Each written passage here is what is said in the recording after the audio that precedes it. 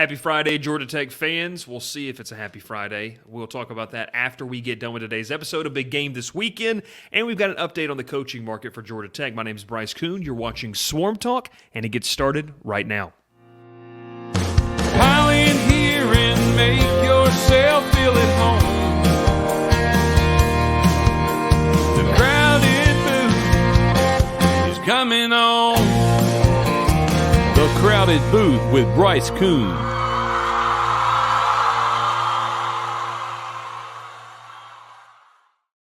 Well, hello everyone, and welcome to today's episode. It's a happy Friday. It's Swarm Talk, talking all things Georgia Tech. My name is Bryce Koon. We got Ralph Leary in the we'll call it the studio. We'll call it the digital studio. He's manning all the controls. We got a great show for you today. First off, we're talking coaching updates, and then we're going to get a brief look at what to expect against North Carolina this weekend in Chapel Hill.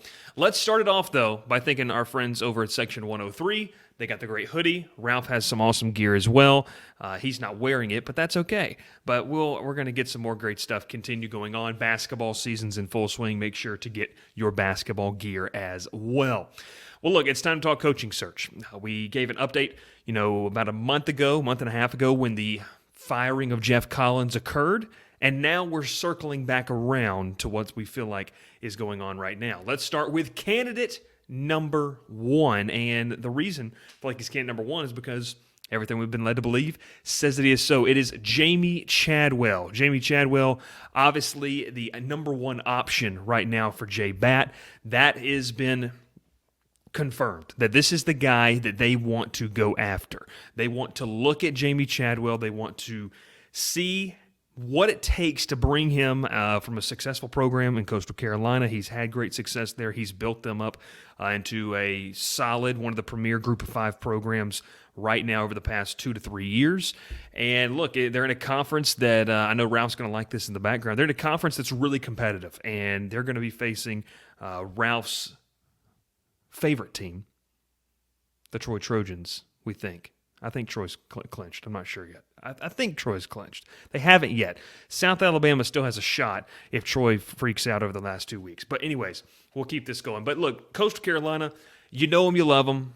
The option style of offense that Jamey Chadwell runs, what they're doing up there in not Myrtle Beach. They're not in Myrtle Beach, South Carolina. They're in Conway, South Carolina. But I will say this from a recruiting standpoint, and this is something that I heard from several people. When they recruit, so they take the kids on the weekend. Let's just say it's a random weekend. Let's say they're playing Georgia State, okay?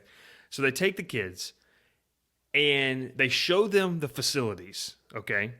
And, football facilities, everything in between. And then they drive them 30 minutes, show them some more stuff, drive them another 20 minutes down to Myrtle Beach, and that's where they hang out for the whole weekend. They split it up so it doesn't feel like it's a really long drive when, in fact, it's a shade under an hour to get back to Myrtle Beach from Conway. So that's how they recruit. If you're worried about recruiting, I know a lot of people are. I'm not really worried about the recruiting in this sense. This is a scheme that I think fits perfectly for Georgia Tech. It fits. It's that bridge between the old guard of the fan base and the new guard, which is you don't want to run the option, but you got to find something that you can have an identity with, and I think that's really good. Go back to it. This is a guy they feel like is the top guy on new athletic director J-Bat's wish list. And I think that you have to sit there and say, really currently, there's not an open job at the Power 5 level that really makes more sense from a schematic fit and everything that when you put it all together than Georgia Tech. It almost makes too much sense. So I think that this has got to be the guy that you go into and you say, you got to make him say no. Like, that's got to be the guy. If he tells you no, then you can move down the pecking order. But that's something that I really want to really want to harp on, because Chadwell obviously, is a guy that is still relatively young. He's spent his entire coaching career in this area too, which is huge.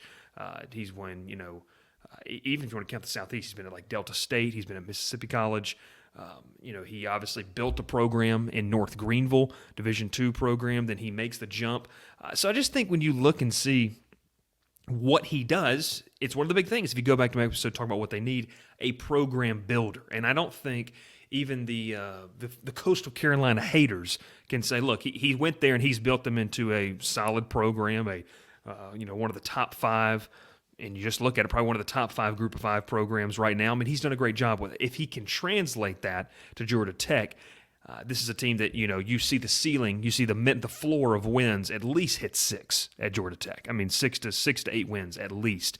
I just think that there's a lot of concern with, does it translate? But look, you're taking a chance every single time you hire a coach, because that's just how these things work. Like, you look at a resume and you say, well, we think that would fit here. That's a risk. It may not. That happens for everybody. And there's really no sure thing when you're hiring a coach. And the coaches that are sure things are not looking for jobs, most likely. So I think that's one of those things where for Chadwell, this is a guy that has success. He's had experience building a program, and I think it translates well. And also, too, this is a guy that the thought process is Chadwell's going to want to bring his entire staff, and there's a little bit of a caution, a pushback on that from some fans. And I don't get that because to me, if I'm Jamie Chadwell and I'm sitting in a meeting across from Jay Batt and some board members, and there's we think we want you to hire these people, all Chadwell has to do is say, pull out the card of, look what we've done with these guys. If we bring everything here, and literally the only thing we change is location, the color of uniforms we're wearing, and all this stuff, the continuity can continue. And not to mention as well that there's a thought process as well with Grayson McCall. Obviously, his injury, is that an option for him to take his last year and come down to Atlanta? I think that's got to be in the cards as well. If you can get a guy like that who is a prolific player, a solid player, and under Chadwell has been guided to, be this guy that he is, and, he's gotten some NFL draft recognition. We'll see what his future holds. Obviously, the season-ending injury, so he's not playing the rest of this year. But all that to say, Chadwell's the number one option. This is the guy you have to make say no, from schematic fit to being able to build the program. You're not going to go get a flash hire out of this. They're not going after the big name. Deion Sanders is not coming. Lane Kiffin's not coming. Hugh Freeze isn't coming. You better hope Bill O'Brien's not coming. All of these things to say is this is a guy who's built a program. That's what Georgia Tech needs, because there's not a lot of a foundation. And I said it on the radio yesterday, if you were tuning in over in Savannah. It's one of those things. Georgia Tech has a lot of guys on the roster that don't even know what it's like to win. They don't know what it's like to win consistently. And so you bring a guy who comes from a winning pedigree, he's won everywhere he's been, that helps. It helps a lot. It helps a lot. So let's go to option number 2 here. And this is the one where I think that we start to get a little more in the gray area. We're going to go option 2 is Mike Houston. Now, Mike Houston, the head coach at East Carolina, was formerly at James Madison when they won a pair of FCS national championships. When Mike Houston's name was brought up, I felt and I sensed that there was a collective of, oh, well, yeah, it doesn't have, we'll say it, the sex appeal of other head coaches. But when you look at what Mike Houston walked into when he took over East Carolina, that's another program that has kind of risen to one of the more solid foundational programs in the Group of 5, a team that is in a competitive American Conference and takes on some good teams. But they were bad before he got there, like really bad, like 2-win bad. Georgia Tech fans, that's 1 less win than what you average. You average 3. So they had 2. So he took over something that was really, really bad. So I will say this. The situation that he walked into was really similar to what Georgia Tech is in right now. He turned the program around, and he's got them on solid footing. And so what does that mean for East Carolina? They're going to bowl games. They had an outside shot at making the American Conference Championship until, I think, last week or a week and a half ago. So what it means, they're playing meaningful football games in the month of October and November. When's the last time you feel like you could say that as a Georgia Tech fan? You just want the opportunity to play meaningful football games in October and November. I'll do some foreshadowing here. You want to do what Brian Kelly said. October is for pretenders. November is for contenders. If you're Georgia Tech, you want that. Mike Houston has got East Carolina to a sense of where they're going to be playing in some bowl games, and I think that Georgia Tech really, really wants to see. It's a complete rebuild that Mike Houston has undergone at East Carolina. He was 12-9 so far in the last 2 years. It only saw 7 wins in his first 2 seasons. But I think when you see what he's done everywhere he's been, and I go back to the resume, he turned around Division II Lenore-Rhine to start his head coaching career. They've now become a powerhouse Division II program. And so it's just a guy that can come in and establish, we're going to use a buzzword, culture. I know a lot of Georgia Tech fans just freaked out because Skinny Pants McGee used that a lot. But we're going to talk about it here because I got Ralph laughing in the background now. But Mike Houston has instilled that, a winning culture at East Carolina. Now, look, I don't think East Carolina's going to challenge for, the New Year's Six bowl spot, but what they are doing is I think where a lot of fans for, the Pirates are pretty happy with. A chance, to go to a mediocre bowl game and an opportunity in October to say, look, hey, if this happens, maybe we can find ourselves in a conference championship game. And with the American Conference growing a little weaker, in my opinion, in years to come, maybe they do have an outside shot at making an American Conference championship game. So it's going to be very interesting to watch that as well. But this is also another guy with, you go recruiting.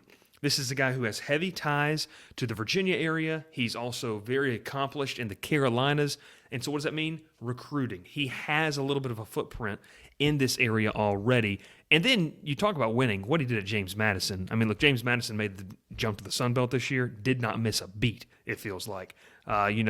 Most teams, FCS-wise, when they make the jump, look at Georgia State. Look at Georgia Southern. They struggle. James Madison, I think they're sitting 5-5 right now, 6-5, 5-6, maybe something like that. Anyways, they had a chance to go to a bowl game at some point. Ralph's flashing up signs. I just probably made gang signs. I don't know what it was. But, it's Georgia Tech. It's not Georgia State, so we're fine. So let's keep it rolling here with the third and final candidate, okay? Now, this one is the one where I'm not – I don't know. What do we say here, Ralph? I meant, as Ralph was typing this out, I wasn't like, man, that would be awesome. But what I was more was like, I see the connection and why, whether it's true or not, some of the rumors make sense. Willie Fritz is option number 3. Obviously, Fritz having a fantastic campaign right now at Tulane. College game day neglected to go down there, but Josh Pate did with the UCF Tulane game. Tulane smacked around SMU last night. And so, this, I think, the first go-around, when Paul Johnson retired in 2018, there was a lot of smoke with Willie Fritz because it made sense of the transition offensively. You're not running the wing backs, but you still have that option, that kind of spread option type of feel. With Fritz, I want to be careful how I say this. Coming off a 2-10 season last year, here's the irony, folks. You ready for this one? With offensive coordinator Chip Long last year at Tulane, who is the current offensive coordinator at Georgia Tech right now. That's pretty interesting. But what he's done is that he's turned this program around in the sense of, I think it's one of the harder jobs. They don't have really great facilities. They do have a new stadium to themselves, but they don't have a massive budget for football. But the thing with Willie Fritz is the lack, in my opinion, of continuous success. Yes, they're having a good year this year, but does that mean that he hasn't been wildly successful at Tulane? And I think that's the concern with this. Also, Fritz is kind of the veteran of this coaching staff. He's on the older side. So what does that look like in the sense of, not that he can't relate with players, but I'm saying more in the sense of how much longer is he going to coach? Are you looking at a guy just to be here for 4 years? Or are you trying to find a guy at Georgia Tech, in my opinion you should be, that can stay here for a while, that this is, can stay here and build, hopefully what a lot of fans want to be is the next kind of run for Georgia Tech to make some bowl games. I mean, this is a team that before Jeff Collins was, I think it was 18 consecutive bowl game appearances. That's nothing to slouch out. I mean, you want to have that. So does Willie Fritz provide that? I don't know. I think out of all of these candidates, what Fritz does give you is you kind of know what you're getting in the sense of an offensive scheme. But once again, the pizzazz, the sex appeal of the hire, I don't think is there, and that's why we kind of labeled them 1 through 3. Now, this is kind of what we're hearing. Obviously, this has been kept quiet. Ralph, you can go ahead and take down that option 3, Willie Fritz, but this has obviously been kept quiet, and Jay Batt's keeping this very, very close to the vest. Names like Bill O'Brien have floated around. I don't feel like that's really in the cards anymore. I truly feel like Alabama is going to let him go. I think that they're making changes probably at both, at least one coordinator position, maybe both. I mean, Pete Golding might be gone as well, but we'll see. But I think when you look and see what Georgia Tech has going for them, what are they trying to do? And Bill O'Brien's not there. Auburn, to me, is the number one job open. Like, with facilities, with money. I mean, they just opened that brand new facility, which is unbelievable. Facilities, money, fan support. That's the number one job. Then you get to the sense of you have to kind of... So Auburn and Georgia Tech will never be competing for the head coach. Like, that's not going to happen in this sense.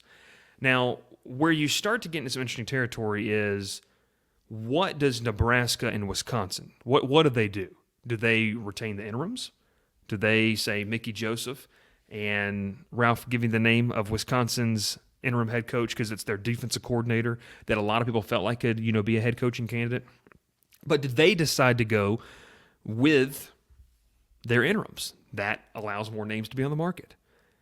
A couple other coaching changes that, could be happening. Could Ole Miss have an open spot if Lane Kiffin decides to go? Jim Leonard is the Wisconsin interim coach. He was the DC. So Jim Leonard and, Mickey Joseph are those two guys that would stay, have those interim tags removed. We'll see.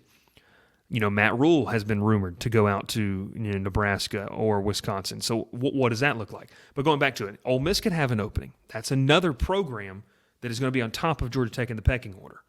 So it'll be interesting to watch that as well. And then I'm going to hurt Ralph's feelings.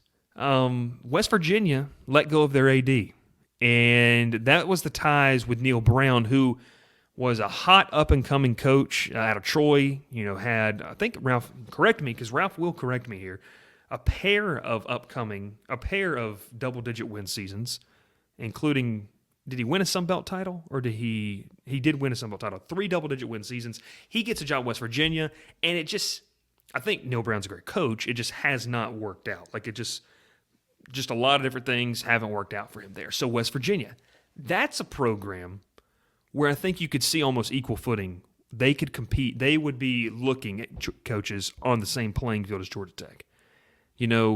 Where do they go from there? You have to ask yourself that question. Other jobs around the country, I think Colorado is not really going to be looking at same head coaches as Georgia Tech has.